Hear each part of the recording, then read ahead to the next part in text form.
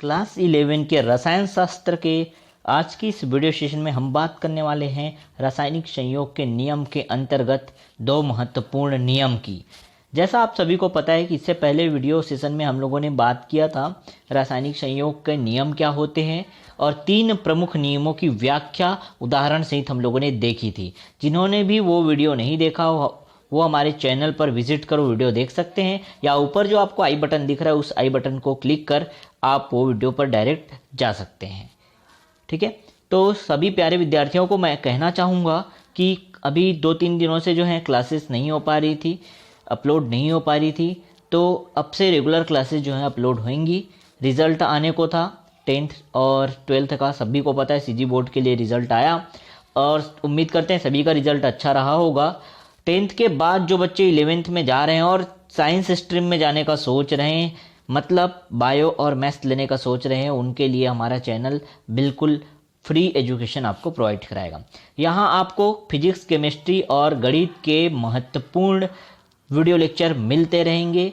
तो जिन्होंने अभी तक हमारे चैनल को सब्सक्राइब नहीं किया वो सब्सक्राइब जरूर कर लेना, अपने फ्रेंड्स तक शेयर करना, और जो बच्चे ग्रुप में जुड़े हुए हैं अपने और फ्रेंड्स को ऐड कर सकते हैं बिल्कुल। ठीक है, चलो तो उम्मीद करते हैं इतनी बातें समझ आ गई होगी। स्टार्ट करते हैं आज के वीडियो सेशन को, जहां हम चौथे नियम से बात करने वाले हैं। जैसा सभी को पता है रासायनिक संयोग का नियम क्या होता है, तो किसी भी रासायनिक अभिक्रिया के होने के लिए जिन नियमों का पालन होता है, ठीक है, मतलब कोई रासायनिक अभिक्रिया जो है वो अगर हो रही है, संपन्न हो रही है, तो जिन नियमों के तहत वो संपन्न होती है वही तो रासायनिक संयोग के नियम कहलाते हैं। ठीक है ना, ये बातें तो हम पहले भी डिस्कस किए थे, सभी को याद है। चलो उसी के अंतर्गत देखो 3 नियम हम लोगों ने डिस्कस कर रखा है, 3 महत्वपूर्ण नियम जो बहुत सरल थे। आज हम बात करने वाले हैं चौथे और 5वें नियम की, जो बहुत ही इंपॉर्टेंट है, और साथ ही साथ इस वीडियो सेशन में हम देखेंगे कुछ आंकिक प्रश्न भी।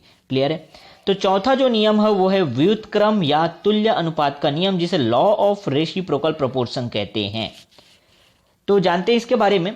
सर्वप्रथम देखो इसका जो प्रतिपादन है, इस नियम को सर्वप्रथम रिचर ने 1792 में दिया था। इस नियम का प्रतिपादन किसके द्वारा किया गया? रिचर के द्वारा 1792 में किया गया।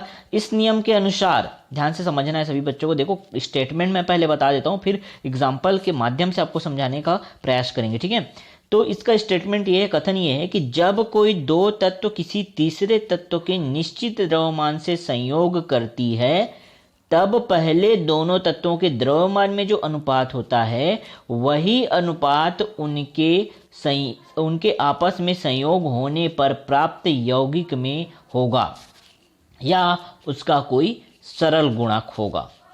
तो स्टेटमेंट जो है समझ आ गया होगा सभी लोगों को, ये स्टेटमेंट क्लियर दिख रहा होगा, इतना आपको नोट कर लेना अपने नोटबुक में। ठीक है ना, देखो अब इसको समझने का काम है, ये तो रट्टा मारने वाली बात ही नहीं होनी चाहिए, आपको समझना है, इसको ध्यान से समझना, ध्यान से समझना कैसा होता है ये नियम। देखो स्टेटमेंट के साथ साथ मैं बताते जाऊंगा, देखो जो कथन है उसके साथ साथ मैं बताते जाऊंगा। जब कोई दो तत्व किसी तीसरे तत्व के साथ, तो मान लो दो तत्व कौन है, एक है कार्बन भैया और एक है ऑक्सीजन, दिख रहे हैं, दो तत्व आपको दिख रहे हैं। वो किसी तीसरे तत्व, यहाँ तीसरा तत्व कौन दिख रहा है, हाइड्रोजन, वो किसी तीसरे तत्व के निश्चित द्रव्यमान से संयोग करती है। ध्यान देने वाली बात यही है कि जो दो तत्व है वो किसी तीसरे तत्व के निश्चित द्रव्यमान से संयोग करती है, मतलब ये जो तीसरा तत्व है उसका द्रव्यमान निश्चित है, इसके लिए भी, अगर वो कार्बन से संयोग करता है तो, और यदि वो ऑक्सीजन से संयोग करता है तो इसके लिए भी हाइड्रोजन का द्रव्यमान क्या है, निश्चित है, फिक्स है। ठीक है, समझ रहे हो बात को, क्लियर ना, इतना बात समझ आया कि अभी ये बस देखना है, जितना अभी कह रहा हूं बस उतना ही समझो। तो फिर से बता दूं, जब कोई दो तत्व किसी तीसरे तत्व के निश्चित द्रव्यमान से संयोग करती है, इतना बस आपको अभी लाइन समझना है।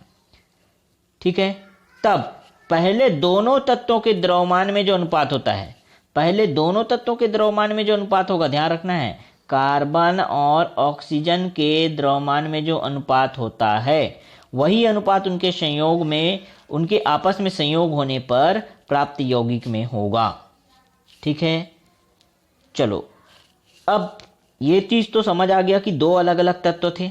एक और एक्स्ट्रा मैं लेके बताता हूं अलग से उदाहरण। मान लो आपके पास ए और बी दो अलग अलग तत्व हैं, ध्यान से सुनना, और एक नया तत्व बन के आता है आपके पास, क्या, मान लो एक्स। ये तीसरे तत्व के साथ संयोग करता है, बन के नहीं आता, ये तीसरे तत्व के साथ संयोग करता है। तो ये एक्स है जो उसका द्रव्यमान फिक्स होगा। ए के साथ संयोग करेगा फिर भी, और बी के साथ संयोग करेगा फिर भी। ये जो तीसरा तत्व यहाँ पे आया एक्स, उसका द्रव्यमान क्या होगा, फिक्स रहेगा, निश्चित रहेगा। ठीक है। अगर निश्चित नहीं होता या निश्चित नहीं हुआ तब क्या करोगे, उसको निश्चित बनाओगे। देखते हैं इस उदाहरण में। ठीक है। अब देखो इतना ही बस काम अभी समझना है आपको। तो दो तत्व हमारे पास कार्बन और ऑक्सीजन थे, हाँ भाई ले लिया हम लोगों ने। एक तीसरा तत्व लिया, अन्य तत्व जो क्या है, हाइड्रोजन। तो कार्बन जो है हाइड्रोजन के साथ संयोग करके क्या बना लिया, CH4 बना लिया, मीथेन बना लिया। सभी जानते हो इसको, क्लास 10 में पढ़ के आ रहे हो। और इधर देखना, ये ऑक्सीजन जो है वो हाइड्रोजन के साथ संयोग करके H2O बना लिया। ठीक है ना। अब यहां देखो हाइड्रोजन क्योंकि दोनों में है, हाइड्रोजन दोनों में है तो अनुपात निकालते हैं, कार्बन का और हाइड्रोजन का अनुपात, कार्बन और हाइड्रोजन के द्रव्यमान का अनुपात निकालते हैं। चलो यहां निकाल देता हूं, कार्बन और हाइड्रोजन के द्रव्यमान का अनुपात निकालेंगे। तो यहां देखना है आपको, कार्बन कितना, कार्बन जो है एक ही दिख रहा है, मतलब ये कार्बन का परमाणु क्रमांक 6, मतलब परमाणु द्रव्यमान कितना होगा, 12। ये तो सभी लोगों को पता है क्या। ठीक है। हाइड्रोजन यहाँ पे कितने दिख रहे हैं, यहाँ पे देखना बच्चा, यहाँ है हाइड्रोजन 4, और हाइड्रोजन का परमाणु द्रव्यमान होता है 1। तो क्योंकि यहाँ 4 हाइड्रोजन है इसलिए 4 एकम 4 हो गया, तो ये अनुपात आया 12:4। ये बात समझ आया। अच्छा, अब यहाँ H2O में देखते हैं, H2O में अनुपात निकालेंगे। क्योंकि हाइड्रोजन दोनों में, तो हाइड्रोजन को एक तरफ रखता हूँ, चलो ऑक्सीजन को ऐसे लिख देता हूँ और हाइड्रोजन को इधर लिख देता हूँ, कोई प्रॉब्लम नहीं है। समझ रहे हो, हाइड्रोजन और ऑक्सीजन भी लिख सकते हो, लेकिन मैंने ऐसे लिख दिया क्योंकि हाइड्रोजन इधर लास्ट में था, इधर भी लिख दिया, कोई दिक्कत नहीं है। ऑक्सीजन का परमाणु क्रमांक होता है 8, परमाणु द्रव्यमान कितना होता है, 16। ऑक्सीजन की बात करें तो ये हो जाएगा क्या, 16। और क्या कितने हाइड्रोजन यहाँ पे देखो, हाइड्रोजन कितने यहाँ पे, 2 ठो, और एक हाइड्रोजन का द्रव्यमान कितना होता है, 1 होता है, तो 2 हाइड्रोजन का कितना होगा, 2 एकम 2, तो ये हो जाएगा 16:2। ध्यान से समझना, यहाँ पे कितने हाइड्रोजन, इस तरफ देखो लेफ्ट साइड पे यहाँ पे 4 हाइड्रोजन, जबकि राइट साइड पे देखो यहाँ पे 2 हाइड्रोजन। क्या हाइड्रोजन यहाँ निश्चित है, जबकि हमने कथन में कहा था कि जो तीसरा तत्व होगा उसका द्रव्यमान निश्चित होगा। लेकिन यहाँ क्या निश्चित लग रहा है क्या आप लोगों को, निश्चित है क्या, देखो फिक्स है क्या, 4 है तो 4 इधर भी होना चाहिए ना भाई। तो 4 इधर करो, राइट हैंड साइड पे 4 करो, या लेफ्ट हैंड साइड पे 2 कर दो। तो 2 करने के लिए जो चीज करना पड़ेगा आपको, इधर लेफ्ट हैंड साइड पे 2 का या तो भाग कर दो, या तो इधर जो राइट हैंड साइड है उस पे 2 का गुणा कर दो। ठीक है ना, इतना चीज समझ आया है क्या, क्लियर हुआ यहाँ तक। अभी बताता हूँ। अब भाग करना थोड़ा आपके लिए कॉम्प्लिकेटेड हो सकता है, उससे अच्छा क्या कर देते हैं, ये जो राइट हैंड साइड है, राइट साइड पे जो मैंने लिखा उसमें 2 का गुणा कर देता हूँ। तो ये कितना हो जाएगा, 16 दूनी 32 हो गया, और ये हो जाएगा 2 दूनी 4। अब अनुपात देखो, हाइड्रोजन यहाँ पे भी 4 और लेफ्ट हैंड साइड पे भी 4। तो इसका कार्बन और देखो ध्यान से, कार्बन और ऑक्सीजन का अनुपात कितना आ रहा है, 32। कार्बन और ऑक्सीजन का अनुपात देखो कितना आ रहा है, 32 और 12, ऐसा कह सकते हैं, 32 नहीं, 32 और 12। तो इसको लिखेंगे कैसे, कार्बन और ऑक्सीजन का अनुपात आ गया 12:32। कितना आ गया, कार्बन और ऑक्सीजन का अनुपात 12:32। ये पूरा निकाल के दिखाया, समझ आया क्या सभी लोगों को, 12 अनुपात कितना आ गया, 32। इसका मतलब समझना, यहां से और यहां से मैंने निकाल दिया, कितना आ गया, ये 12:4 था, देखो फिर से कैसे आया, ये 12:4 था, ये कितना था, 32:4। तो ये 4 को तो कैंसिल कर दो, कॉमन था, ये दोनों को हटा दो, तो 12:32। मतलब ये कार्बन और ऑक्सीजन मिलके जो भी तत्व बनाएंगे उनमें अनुपात इतना ही रहेगा, 12:32 रहेगा, या इसका कोई सरल गुणक होगा, यही जो है ये कथन कहता है। समझ आ रहा है बात। तो देखो ये कार्बन और ऑक्सीजन मिलके जैसे यहाँ CO2 बना लिए, यहाँ क्या बना लिए, CO2।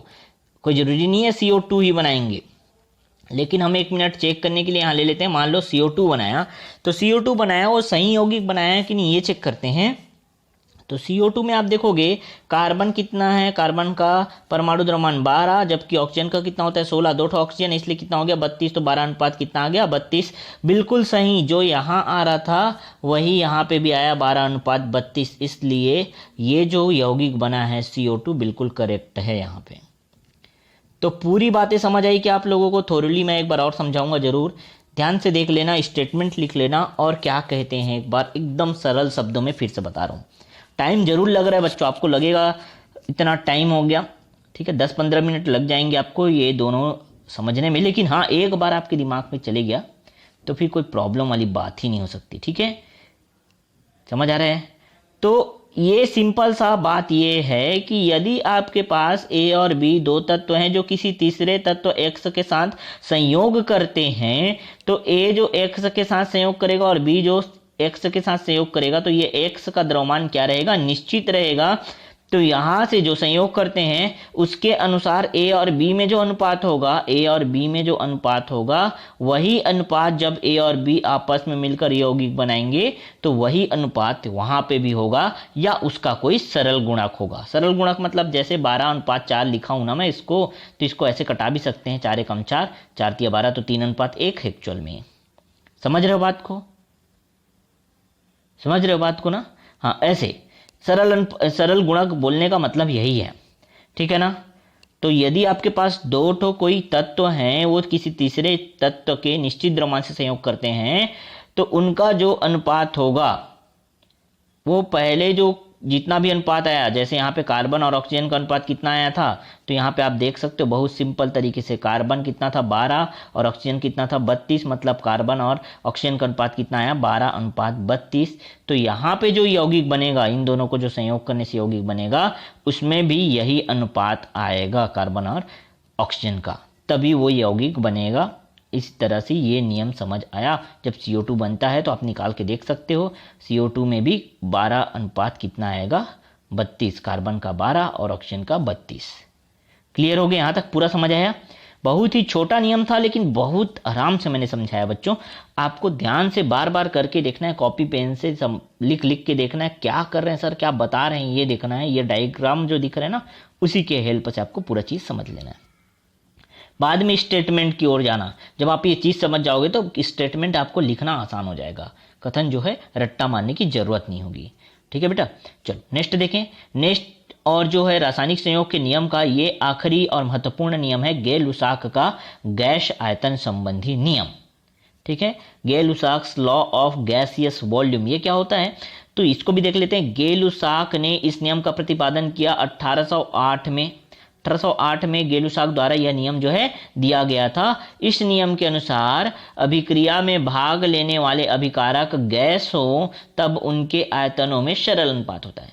समझना, इस नियम के अनुसार क्या होगा कि अभिक्रिया में भाग लेने वाले, तो जानते हो क्या, अभिक्रिया में जो भाग लेते हैं वो अभिकारक होते हैं और जो उनसे बनता है उसको उत्पाद कहते हैं, ये बात तो पता है ना। तो अभिक्रिया में भाग लेने वाले अभिकारक यदि गैस हो तब उनके आयतनों में क्या होता है, सरल अनुपात होता है। यदि उत्पाद भी गैस हो तो अभिकारी गैसों के साथ इनका भी आयतन जो है सरल अनुपात में होता है।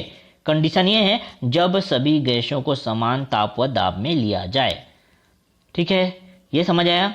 तो अभिक्रिया में भाग लेने वाले अभिकारक गैस हों तब उनके आयतनों में सरल अनुपात होता है। मतलब अभिकारक मान लो A और B है, A और B दोनों के दोनों गैस हैं तो उनमें सरल अनुपात होगा, ठीक है। सरल अनुपात होगा मतलब 1, 2, 3, 4, 5 लिखा होगा, ऐसा अनुपात मिलेगा 1:2, 3:5 ऐसे मिलेगा, है ना, 7:2, ये सरल अनुपात कहते हैं। लेकिन आपको कहीं ऐसा नहीं मिलेगा कि 3:2 मतलब 2 सही 1/2, ऐसा नहीं मिलने वाला है। इसको कह रहे हैं हम लोग, ठीक है। सरल अनुपात इसको नहीं कहते हैं, ये सरल अनुपात नहीं है। समझ आ रहा है बात? सरल इस तरह से डायरेक्ट नंबर मिलेंगे आपको, पूरे के पूरे नंबर मिलेंगे, 1, 2, 3, 4, 5, 6, 7, 8, 9, 10 ऐसे नंबर मिलेंगे, तब उसको सरल अनुपात कहते हैं, ठीक है ना, समझ आ गया।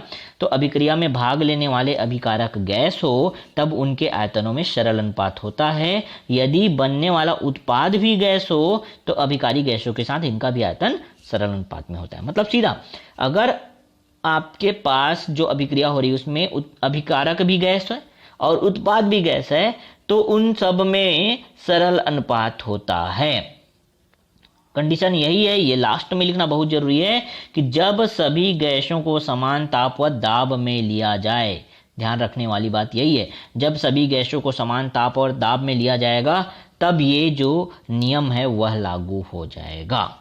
इसको सरल शब्दों में और कहें तो आप लिख सकते हो, चलो ध्यान से लिख लेना इसको भी, समान ताप व दाब पर अभिक्रिया में भाग लेने वाले पदार्थ गैस हो तथा उत्पन्न होने वाले उत्पाद भी गैस हो तो उनमें एक सरल अनुपात होता है। समझ आ गया? दो उदाहरण से मैं इसको समझाने वाला हूं। देखो उदाहरण नंबर 1 क्या कहता है। उदाहरण 1 में हम लोगों ने लिया कि हाइड्रोजन जो है वो क्लोरीन से संयोग कर रहा है, रिएक्शन कर रहा है, अभिक्रिया कर रहा है। तो आप सभी को पता है कि रासायनिक अभिक्रिया में जो ये लेफ्ट साइड पे लिखा होता है वही तो अभिकारक होता है। तो ये दोनों क्या है? अभिकारक है। समझ आ रहा है बात? और ये क्या है? इधर जो राइट हैंड साइड पे बना है वो उत्पाद है। ठीक है, तो क्या होगा जब ये अभिकारक हैं तो हाइड्रोजन और क्लोरीन दोनों के दोनों कैसे हैं? गैस है ना, दोनों के दोनों गैस हैं। तो इनमें जो अनुपात रहेगा वो सरल अनुपात रहेगा। और यदि उत्पाद भी गैस है, देखो उत्पाद क्या बना? HCl बना, हाइड्रोक्लोरिक गैस बना, ये भी क्या है? गैस है। तो ये उत्पाद तीनों के तीनों क्या हो गए? अभिकारक भी और उत्पाद भी क्या हो गए? गैस हो गए। तो इन तीनों में क्या होगा? सरल अनुपात। तो आप देख सकते हो यहाँ हाइड्रोजन कितना? 1, यहाँ क्लोरीन 1, यहाँ पे देखो आप जो है HCl जो है वो कितना है? तो 2। तो अनुपात की बात करें तो इनके आयतन का जो अनुपात होगा वो हो जाएगा 1:1:2। समझ आया बच्चों? ठीक है, देखो इसलिए मैं कहा कि ये सरल अनुपात होने वाला है। कैसे सरल अनुपात हुआ? समझ आ गया ना? 1:1:2 ये बहुत सरल नंबर है, फिक्स नंबर है ना। तो ये पूर्ण रूप से अगर नंबर आपको मिलते हैं तो उसी को हम लोग सरल अनुपात कहते हैं। तो 1:1:2 जो है ये इनका अनुपात आया। इसी तरह से एक और उदाहरण आपके सामने दिख रहा होगा स्क्रीन पे। देखो नाइट्रोजन और हाइड्रोजन दोनों गैस हैं और दोनों संयोग करके NH3 बनाते हैं, अमोनिया का निर्माण करते हैं। तब इनमें अनुपात क्या होगा? देखो यहाँ पे नाइट्रोजन कितना है? 1 है। यहाँ पे कितना है? यहाँ पे हाइड्रोजन 3 है। तो इनके आयतन जो है अनुपात देखेंगे तो नाइट्रोजन 1 और हाइड्रोजन 3। और यहाँ पे आप देखो अमोनिया NH3 जो है उसका अनुपात कितना है? आयतन अनुपात में देखें तो इसका 2 आयतन है।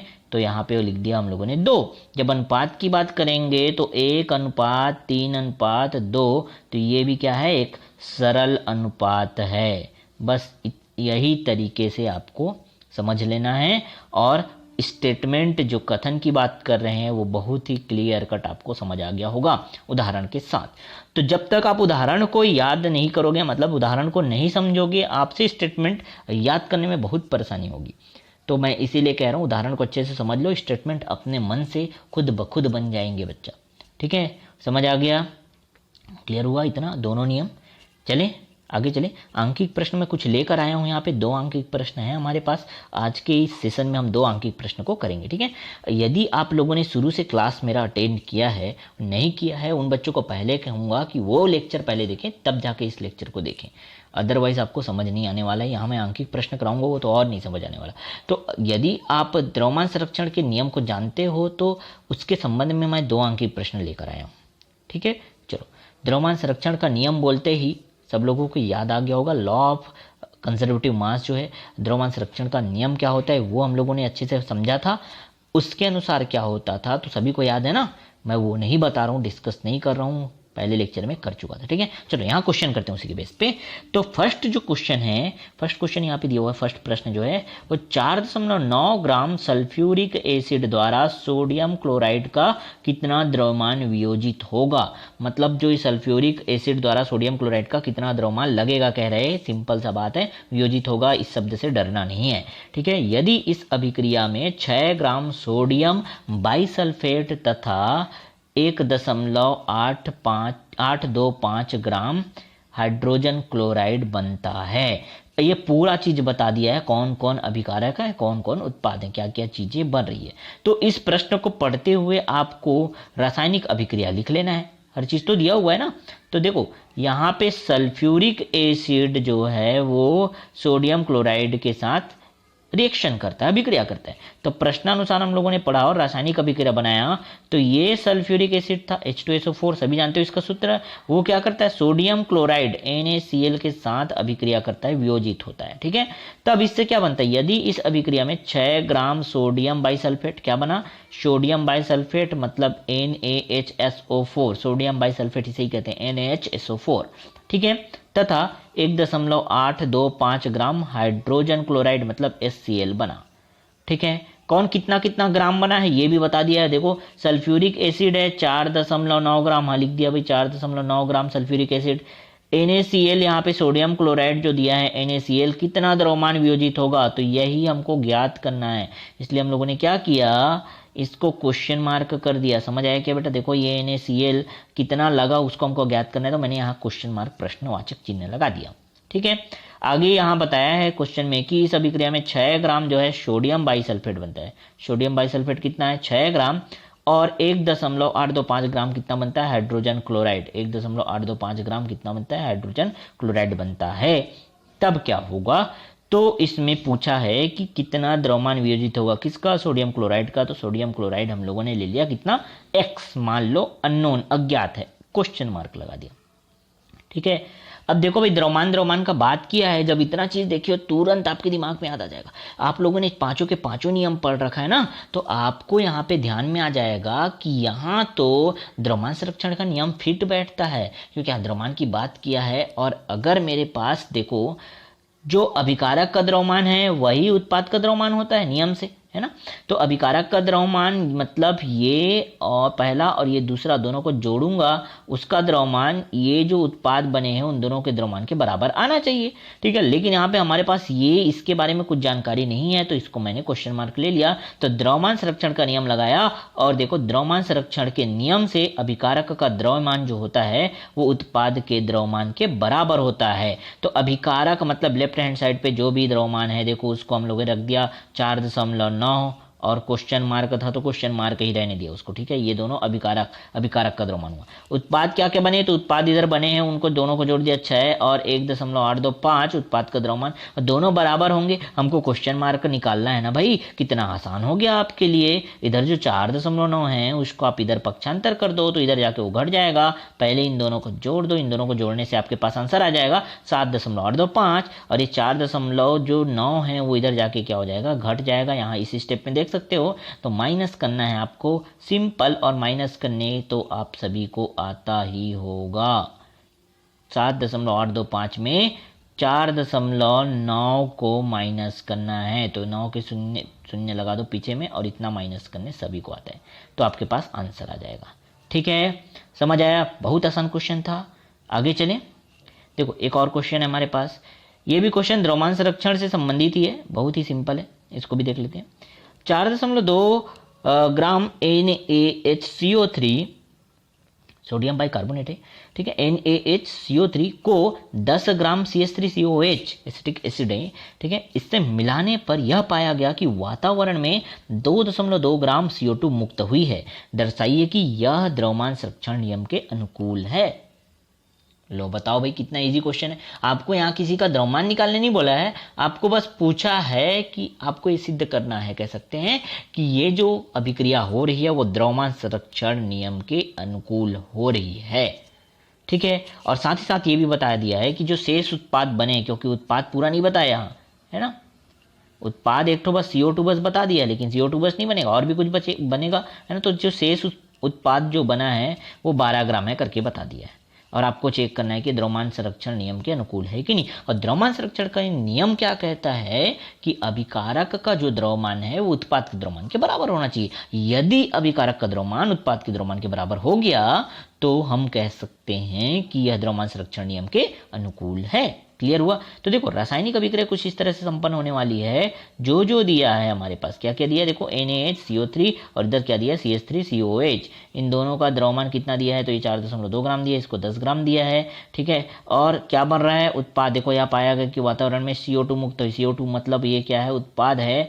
तो कितना दिया है, 2.2 ग्राम दिया है। और साथ ही साथ यह बता दिया कि जो शेष उत्पाद है, और क्या क्या उत्पाद कर रहे हैं वो हमको अगर ज़्यादा दिमाग नहीं लगाना है तो छोड़ सकते हो, शेष उत्पाद लिख सकते हो। नहीं तो आप ज़्यादा दिमाग लगाओगे तो आप अभिक्रिया बना भी सकते हो। CH3COONA एक उत्पाद बनेगा और एक H2O भी बनेगा। ठीक है, मैं तो कहता हूँ कि आप डायरेक्ट शेष उत्पाद लिख दो अभी, ताकि गलती होने के चांस ही न रहे। शेष उत्पाद जो भी है उसको बता दिया 12 ग्राम है। अब चेक करते हैं। चेक क्या करना है हमको, ये अभिकारक का जो द्रव्यमान है, इधर वाला अभिकारक का द्रव्यमान है और ये जो है उत्पाद का द्रव्यमान है, इन दोनों को जोड़ के देखना, दोनों बराबर आ गए तो द्रव्यमान संरक्षण के नियम के अनुकूल है। तो इधर आप जोड़ सकते हो, देखो 10 और 4.2 14.2 हो गया। इधर भी आप जोड़ सकते हो 12 और 2.2 14.2 हो गया। तो इस तरह से आप कह सकते हो कि 14.2 ग्राम इधर भी आ रहा है लेफ्ट साइड पे और 14.2 ग्राम राइट साइड पे भी आ रहा है। मतलब अभिकारक का द्रव्यमान भी कितना है, 14.2 ग्राम है और उत्पाद का द्रव्यमान भी कितना है, 14.2 ग्राम है। मतलब यह नियम जो है या यह जो पूरा अभिक्रिया हो रही है वो द्रव्यमान संरक्षण नियम के अनुकूल हो रही है। क्लियर हो गया, समझ आया? ठीक है, तो ये था आज का हमारा क्लास, जहां हम द्रव्यमान संरक्षण के नियम को अच्छे से समझ लिए, पूरा कंप्लीट कर लिए, 4 और 5 जो छूटा था वो भी कर लिए और 2 अंकिक प्रश्न भी कर लिए। तो कई बच्चों को लगता है सर अंकिक प्रश्न क्या कर रहे हैं, कई लोग तो इस पे ध्यान ही नहीं देते। मैं कहता हूं कि यदि आप समझते हो कि हमको अंकिक प्रश्न का कोई ज़रूरत नहीं पड़ता तो आप बिल्कुल गलत हो सकता है आपके 11वीं के पेपर में ना आए, हो सकता है 12वीं बोर्ड में भी 1-2 अंकिक प्रश्न आ जाए, ऐसा होता है सीजी बोर्ड में। लेकिन मैंने कहा लेकिन ये आपके ज्ञान के लिए बहुत ही ज़्यादा इंपॉर्टेंट है। यदि आप अंकिक प्रश्न हल कर पाते हो तो आपके पूरे कॉन्सेप्ट क्लियर हो जाते हैं और आगे इंट्रेंस एग्जाम या प्रतियोगी परीक्षा में जब भी बैठते हो ऐसे ही क्वेश्चन आपके सामने आ जाते हैं और आप वहां हो जाते हो फेल। क्लियर है, समझ आ रहा है क्या? तो हमारे साथ जुड़े रहने के बहुत फायदे हैं, जुड़े रहना बच्चों। उम्मीद करता हूँ क्लासेस आपको अच्छी लग रही होंगी। ठीक है, रिजल्ट के कारण में थोड़ा डिस्टरबेंस था, बहुत सारी प्रक्रिया चल रही थी, बच्चे मेरे जितने भी कोचिंग में पढ़ते थे है ना, सारे बच्चे जुड़े हुए थे, तो उतना तो टाइम उनके लिए देना बनता था है ना, इसलिए मैं 3-4 दिन से वीडियो नहीं अपलोड कर पा रहा था। ठीक है, अब कंटिन्यू जो है कोशिश रहेगा कि वीडियो आपके लिए प्रोवाइड कराते रहें। तो तैयार रहना सभी बच्चे एकदम अच्छे से है ना, और जितने भी वीडियो मैं डाल रहा हूँ उसको देखते जाओ, एक नोट्स प्रिपेयर करते जाओ। ठीक है, सभी लोग अपने फ्रेंड्स तक शेयर जरूर करना। और एक महत्वपूर्ण बात कि आप एक नोट्स मेंटेन जरूर कर लेना बेटा। ठीक है, स्कूल में क्या होना है इस वर्ष के लिए इसकी कोई गारंटी नहीं, मैं बार बार आप लोगों को कह रहा हूँ। ठीक है ना, पेपर तो होगा आगे, चलो ठीक है, इस बार 11वीं है, बोले लोकल है, निकाल भी दिए सब स्कूल वाले है ना, हमारा इधर उधर का बात है, हमारा सर मिले हमारे से सेटिंग हमारा या हम जो है पेपर आराम से निकाल लेंगे। कई लोग ऐसा सोचते हैं, कई बच्चे ऐसा कहते हैं, बोर्ड नहीं है सर, लोकल है, आराम से लोकल तो हम निकल जाएंगे है ना। तो ये बता दूं कि ठीक है आप पेपर तो निकाल लोगे, लेकिन आगे जाके आपको यही सब सब्जेक्ट तो पढ़ने हैं। फिर से इंट्रेंस एग्जाम दिलाने जाओगे, प्रवेश परीक्षा दिलाने जाओगे, किसी का सपना होगा कि मैं इंजीनियरिंग करूँ, किसी का सपना होगा कि मैं एग्रीकल्चर में जाऊँ, किसी का सपना होगा कि मैं मेडिकल में जाऊँ, डॉक्टर बनूँ, है ना। तो उनको ये एग्जाम दिलाना ही पड़ेगा और ये सब चीज़ें वापस से पढ़नी पड़ेगी। इसीलिए मैं कह रहा हूँ अभी से पढ़ लो, प्रिपेयर हो जाओ अच्छे से। ठीक है, चलो बस इतना ही भाषण दूंगा, मिलते हैं नेक्स्ट वीडियो में जहां हम आगे की पढ़ाई करेंगे। ठीक है ना, चलो।